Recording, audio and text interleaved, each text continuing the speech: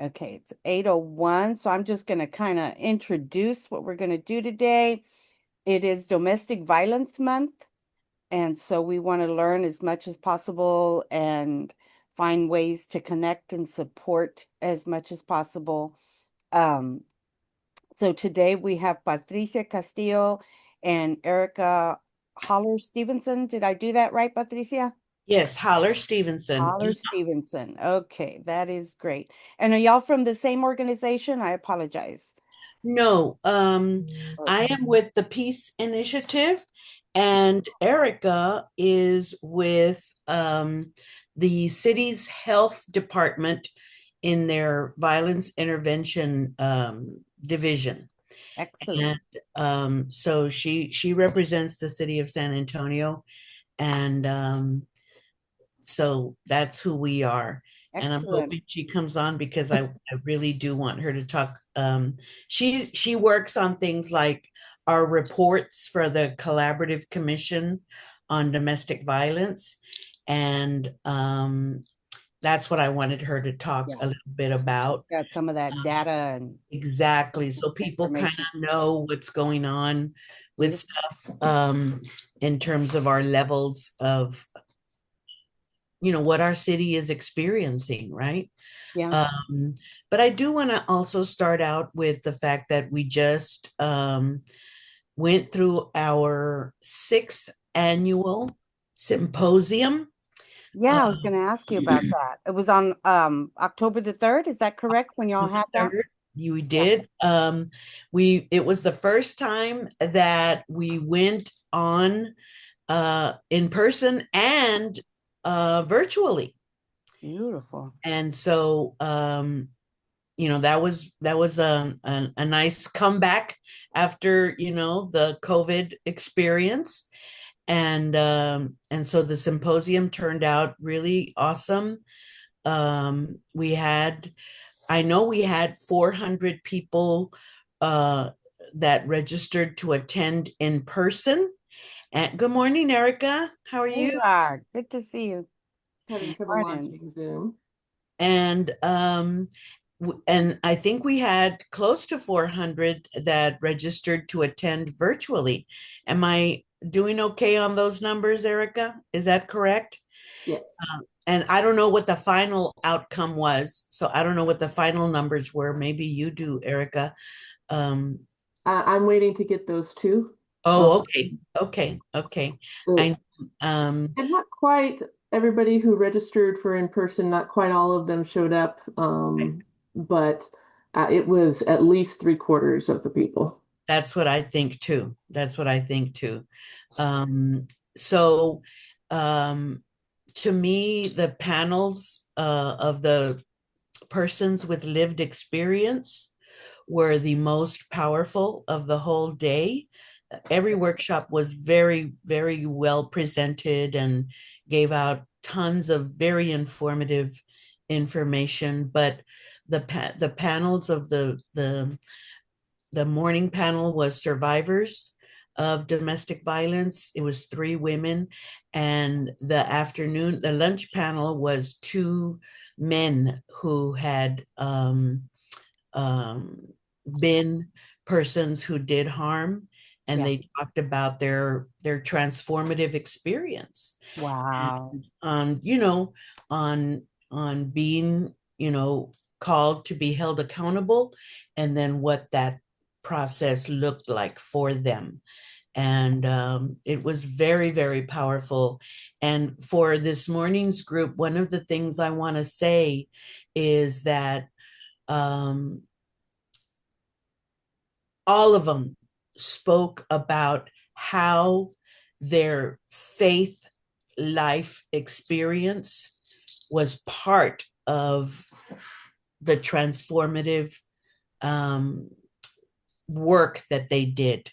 That their faith really had been a part of it, had sustained them, had guided them, you know and so to me, it was like a huge, shout out. I thought to myself, I wish every single religious leader, faith leader in our community was here to hear this, because if people knew how much the role of faith was for them while they were going through stuff, and then once they like made it out, right? Right. And because we just we don't I think we don't realize the role of faith Yeah.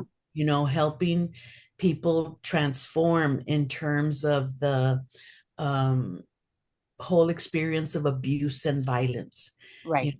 You so that's what, really just, oh my God. And those are the kind of people that we're turning to help guide our work in the Collaborative Commission on Domestic Violence. And because we need to somehow capture that wisdom and that strength and that power to help guide our work and inform it in a way to where we're able to reach more and more people, not only to get out of those situations, but to also serve the community, to provide services and to provide the kind of leadership that's expected of us, right? As servant leaders, to help our community make the needed changes. So that's to me, what was so important. I don't know if Sam wants to say a little bit about, well, what he put in the chat. Sam, I know you're here. Go ahead and say something about that. Yeah, good morning, everybody. Plus, I had the honor to sit with my great friend Patricia Castillo and our friend Julia down at the table in the front, which was nice because we had a good front row seat. And plus, it was just not only so many people, but I went into so many plenaries, that dealt with so many different subject matter that deals with domestic violence. Because it's not just one thing, right? It's about anger. It's about ACEs. It's about what they're going through now. It's about the fact that they never dealt with their trauma. So it's a matter of so many different things, right? And it Yeah. was nice to see all these plenaries really tackling all these things and kind of bringing it all together. And then to end it with, Gabby's mothers coming in and them talking about the the documentary that was done on their daughter's life. And it's kind of sad to see after the fact that they kept saying, well, the signs were there, the signs were there, and they just kept overlooking the signs. Yeah. And I think that it gave such a very strong message to everybody that was in the room that hey, when you see the signs, don't ignore them. Yeah. They're ask questions, get deep into them.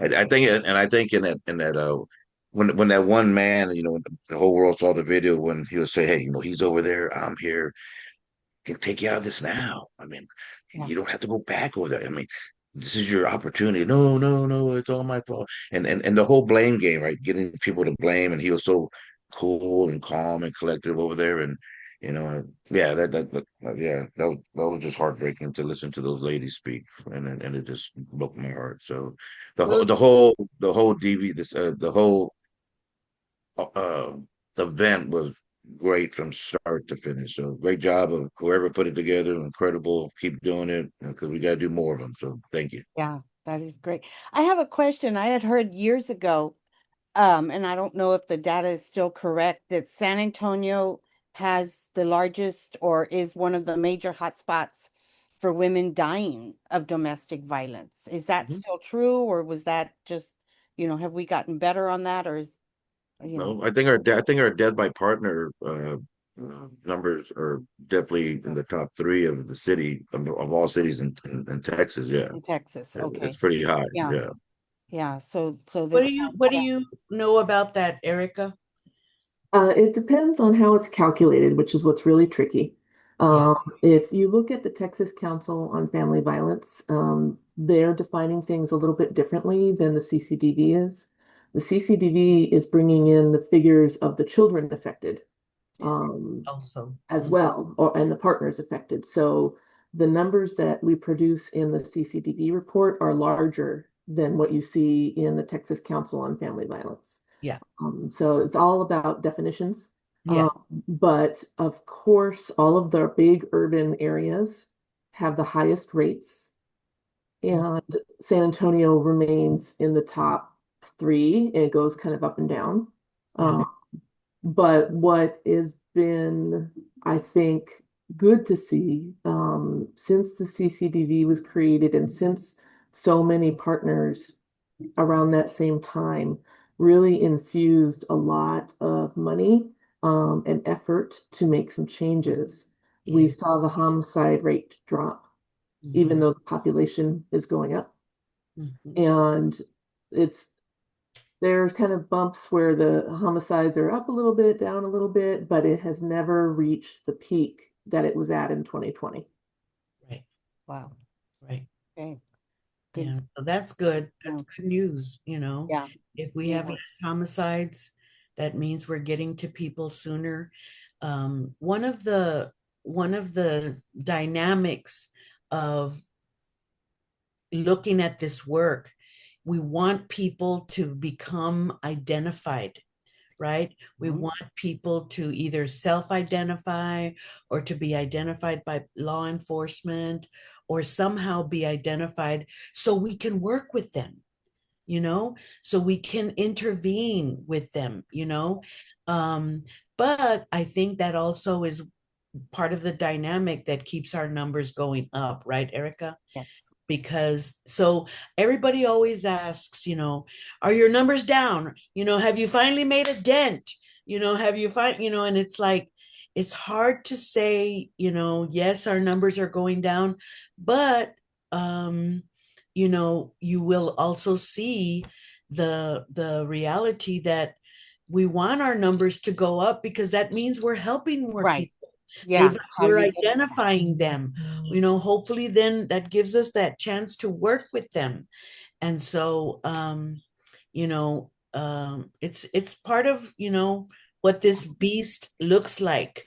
Yeah, I think that's And that qualitative and quantitative, yes, because yes, you've got numbers, but yes, then you have to go back and explain what does that mean? right, Yes, we've had more arrests or whatever you look at, and that's good because we want to bring those people in. right. And just I'll confess, my first marriage was not a nice one, but it was a mind game. Mhm. And luckily, back then, I was always looking for information, and I read a little article.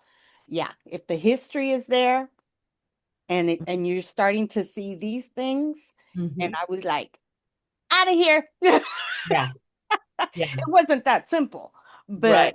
but it was. Yeah, I'm not sticking around. Telling me that You nobody's know gonna know what, where to find Alice? my body.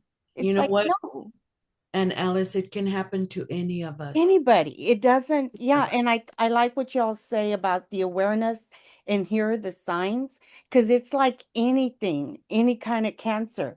I don't want to think about it. And if I don't pay attention to it, it'll go away. Right, Any kind of addiction, any kind of negative impact, I think, on us as humans, we don't want to look at it. That's right, hard. Um, right. I did have one lady when I was at a event walk up and I told her about our Love Should Not Hurt. And she goes, that's my daughter. I was in the emergency with her last night and she won't leave, Alice. She won't leave. I said, you call these organizations.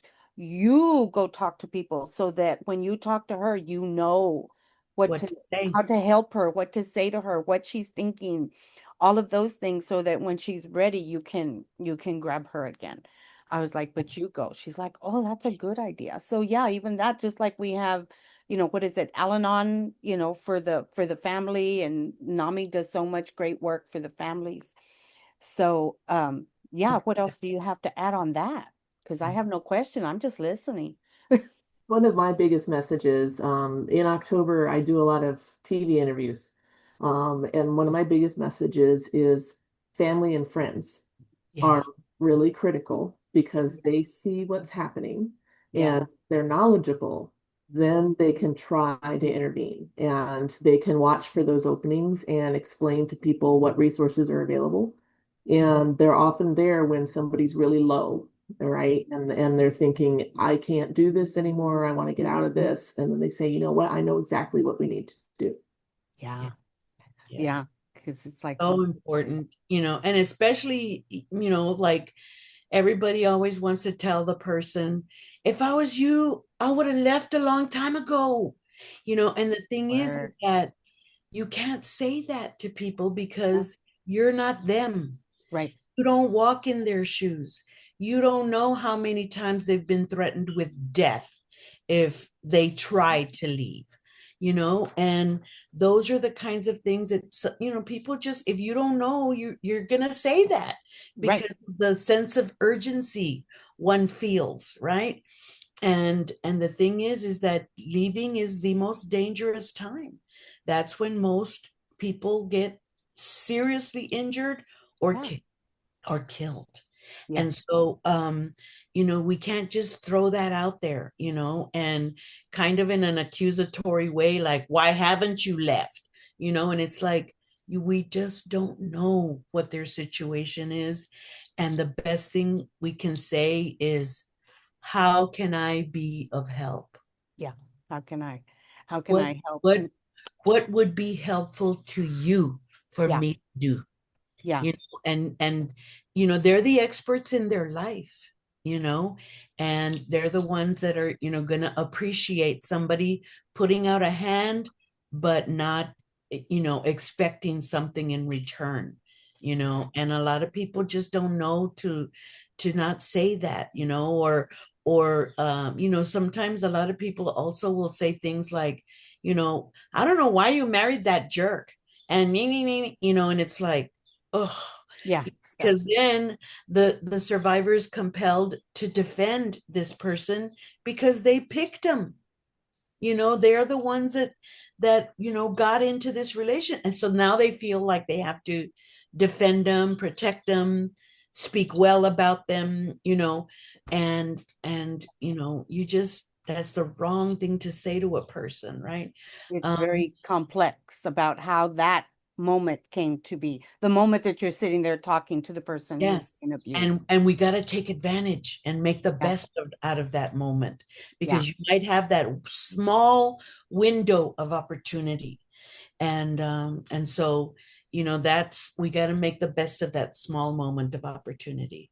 So I do want to say something, Erica, please, we only have a few minutes left, 12 minutes left, but speak a little bit more about our data and where we are and how we're doing, just a little bit more about that, because I want folks to understand that.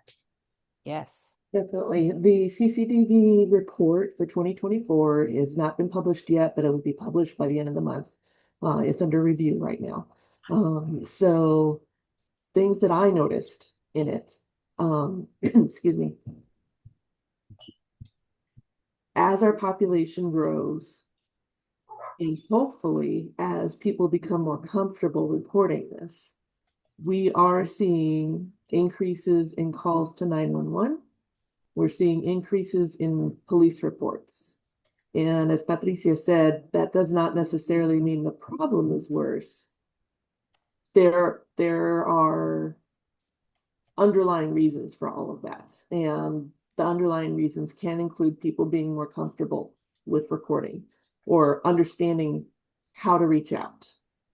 Something that was noticeable to me, I calculated a number and I'll put it in the chat. Every hour, there's an average of 7 calls to 911 Wow. between the sheriff's office and SAPD when we put them together and average them. So that is something that I'm trying to use as like a soundbite to help express the problem to people. Other things that were notable, a pretty good number of protective orders are issued, including the emergency protective orders that the magistrates can issue. The number of emergency orders is just about equal to the number of permanent orders. So that's two pathways to protecting people. And I'm excited to see that those judges are using that tool. Mm-hmm. Something else interesting is just the volume of community services being delivered.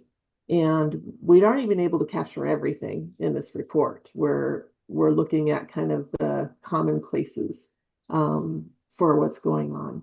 And tens of thousands of people are receiving services every year. And this is just what we know about, right? And there are people who are asking for help and digging around on their own, you know, or working with a friend. So this is just people who are going through formal pathways to try to get this assistance. Mhm. So I think there's some interesting points that are going to come out, and we'll put that up on the CCDV website as soon as it's published. Okay, awesome. That's, yeah. Mm. What about for the perpetrator? Do you get a lot of, or not a lot, but any, or I would hope a lot of people saying, yeah, I have a problem. My family had this problem. I come from this problem. I don't like this problem, but I don't know how else to deal with things. Yeah. What about those kind of reporting or outcries? We don't have information on the reporting or outcries. We did include information on the number of people participating in formal rehabilitation programs through family violence prevention services or orders by the courts. Mhm. Good, Excellent. good. I did put several websites in the chat where people can get information. Um, like mainly at the national level. But I also included the Faith Trust Institute. Apparently they lost their funding, but what they did was they put all their videos, all their books to help the faith community on YouTube. They put, Beautiful. yeah, so that everybody and anybody has access to that. Again, education is our most powerful tool, everyone. The more we know about it, the better we are at Oh, yeah. helping people who come to us, right? The Faith Trust Institute puts all their stuff on YouTube. Just because they couldn't keep their store open anymore, COVID just kind of did them in. Right. And the other organization that looks at it from a faith perspective is called to peace.org. That's another, very valuable, well done website. And so that, is very important. I see that Karen put on the chat also, Peace Begins at Home Summit. I'm really looking forward to that on the 29th. It's an event that, once we attend and register and attend, then we're going to have access to the recording. And there's lots of people that are talking about how peace begins at home. Yes. And if the way we work in our family, the way we, if we want peace in the world, we got to address the needs of the families, Yes. and so I'm so excited about that because it's an That sounds great. international event. It's an Beautiful. international event, which Yeah, if you'll, speaks to the fact that this is a global this problem, is a global problem. you know? So yeah, if we can get the link to register for that in the chat or send it It's later. there. It's But there. Just oh, go to good, good. the link. Peter has a question. Yes, sir. Yes, thank you, Allison. Thank you, Patricia and Erica for the sharing the information, and I wholeheartedly agree on your perspective with the faith community. And had a question for Erica, but wanted to just reinforce that what you shared and with NAMI Bridges to Care, that program and how it's equipping faith leaders to be able to intercede, be those first responders, because we all know that the first outreach is to the faith community, and to have more leaders equipped is critical. And then building within each ministry those resources. And I can just speak for our organization, developing a support group for men, right? Yeah. So I think that's the greatest influence that we have is that accountability from other men Yes. and men of faith to be able to intercede and intervene. And we're seeing that. I mean, this year we've taken it head on, and we've really seen the transformation of those families when you address the men directly with other men, building that bond of there's a right way to treat a woman, to have a family, and you're called to be that. And and then we have the support groups for the grief, because grief is in many forms, and the loss of a family, of a husband, and that whole the falling apart of a family is I experienced it, so I understand. It's like it's a death as you go Yes. through it. And Yes. so I just want to encourage you. You've been an advocate for so many years. You're a champion at this work. And I know you say it's hard to gauge whether things are improving, but I really believe they are. I'm really seeing a churn even within our community of faith. And of course, I want to thank Erica for the supporting work, even the strategic plan for violence prevention. Yes. And I wanted to ask about that, how that's coming along, Erica, in relation to this work. And I know we've had this conversation before about how the faith community is factoring in more in relation to what data, is there any data that's coming from that? Is there any formal data that can show? I know it's like we say, we don't know how many people we really have helped because it's kind of in the shadows, but it's happening. But to quantify that would be great. I'm trying to find a good way to incorporate that so we can encourage more of that, because it's so true. Absolutely. I don't have an answer to that question yet. I'm in the early stage of working on a mid-term report on it. Yeah. But definitely will reach back out to this group because I think you would be able to help me kind of track down who's doing work on different things. But I'm hoping to put as a clearer picture together as possible. Well, I mean, we can ask that question here. Mhm. Would the faith community be willing to start documenting who they're helping and which way or where they're referring to people, or what ministries have developed, in their congregations to address these issues? And that way we can begin to document for our city, what's happening in our faith communities to address this. Because again, like I said, those testimonies were powerful from the persons with lived experience.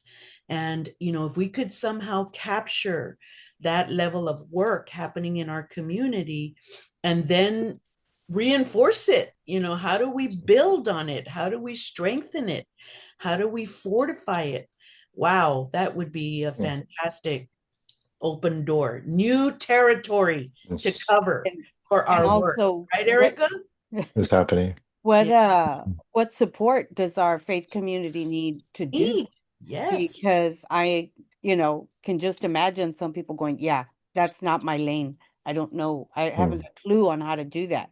But here's a phone number where you can call when somebody walks in your office. The way we Exactly. do with That's doctors right. who aren't mental health Mhm. professionals, they Yes. have a place that they can call and a mental health professional will be there for them to That's help them help That's that right. person.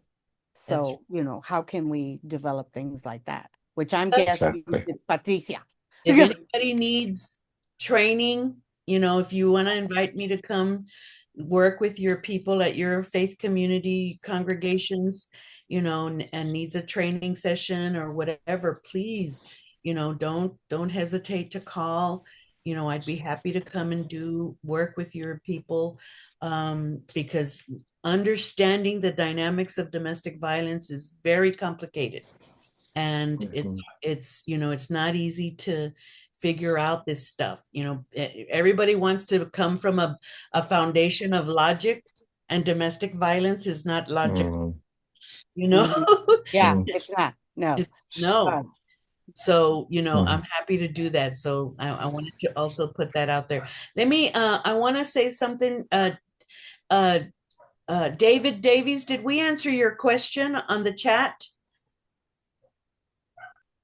I think to some degree Okay. it has been, and Okay. the reason why I was asking this question is as we look around in Bexar County and in San Antonio, much like what the SAPD is doing with their hotspots, maybe since, we do have a lot of organizations around Bexar County, if we feel that a certain area, whether you segmented that by zip codes or cardinal direction, we can start to look at, organizations that can partner with what you are doing there, Patricia, and to be able to provide that, intervention and or prevention and or that education that Yes. is needed. So, but to do it in a more targeted manner to those areas where we feel that there are hotspots of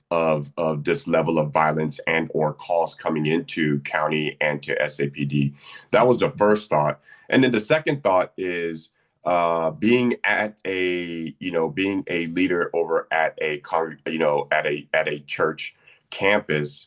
That is the one thing I think between what you have stated and what Alice has kind of just asked for in terms of getting education. Though our clergy does provide the spiritual component of an individual to be able to go ahead and direct them and have the tool in their toolkit to provide the physical protection from domestic violence is, I know, something that my church leaders would absolutely need, not only need, but would want. So thank you for those comments, and I look forward to hearing about what those training sessions would be. But yes, just those two comments, and thank you for that. And I look forward to the report from CCDV. It's one of those reports that I know that WeBridge SA utilizes to create a picture of what it looks like when we say what the community looks like from a violence perspective. So appreciate that. Great Well, work, everyone. this is wow. I'm thinking in 30 minutes, all the information. There's a lot of really great stuff in the chat. Comments from people about confidentiality. There's resources on sacred. We have tackled a very serious, very complex, very much needed educational. We need more education for people to understand in a mere 33 minutes.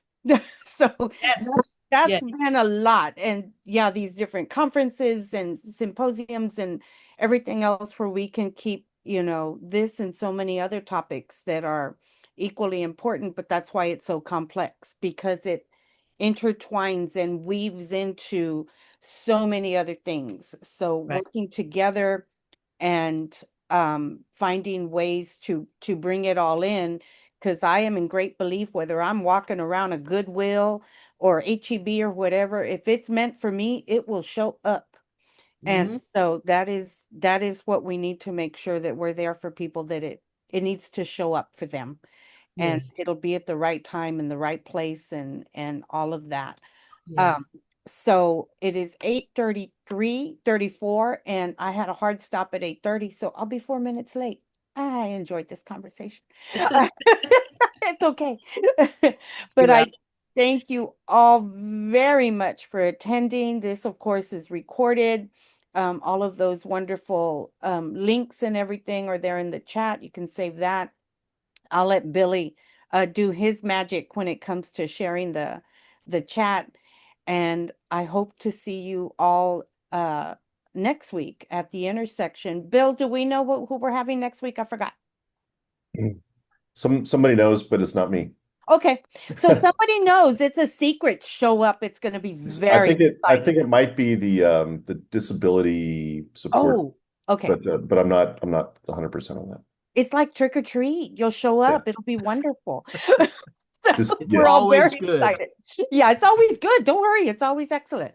Okay, guys, we will see you. Go off, save the world. Thank you for the work you do. Thank you, thank you, thank you from the bottom of my heart, because it wasn't there, 35 years ago. And so I appreciate you. Thank you very much. Thank you. Bye-bye. Peace.